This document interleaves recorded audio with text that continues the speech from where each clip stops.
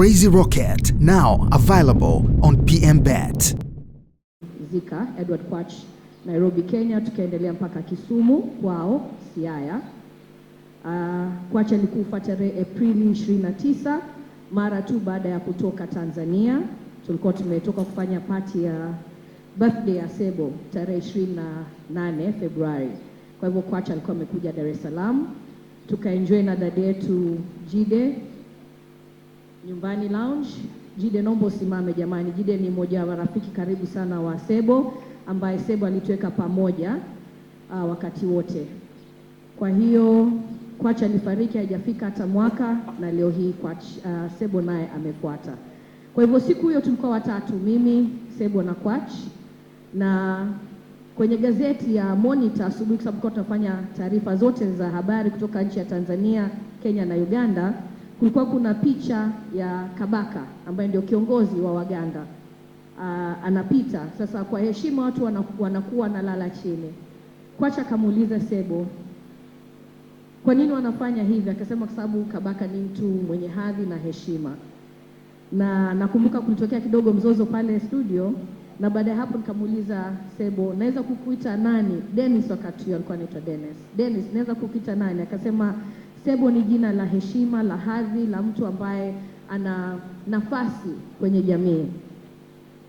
Kutoka hapo yeye alikuwa ananiita Nyabo. Nyabo kwa Kiganda ni mwanamke ambaye pia ana hadhi na nafasi. Kwa sababu alikuwa ni mgeni pale studio, alikuwa ananiita Nyabo Dennis. Baada hapo nikambatiza jina hapo kwenye kipindi Sebo. Lakini huwa tulikuwa na utata na Kwach, nani ndo alimpa jina Dennis kumuita jina Sebo, ni mimi au ni Kwach?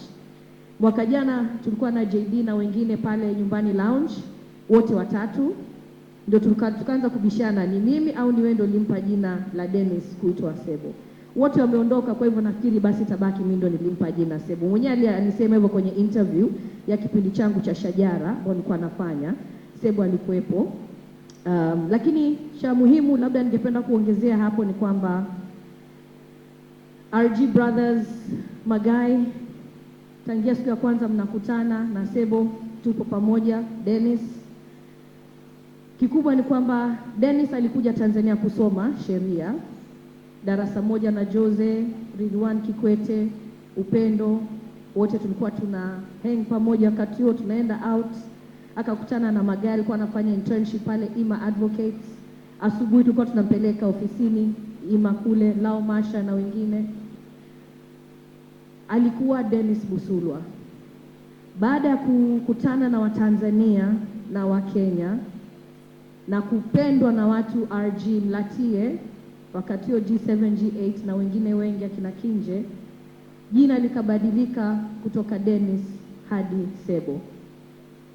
He came to Tanzania as Dennis, but Claire, tell Jaja, he's living here as Sebo. He came as Dennis, but because of the love of Tanzanians, he is living here as Sebo. Alikuja kama Dennis, akawapenda wote, mkampenda, na anaondoka leo kama Sebo. Asanteni sana.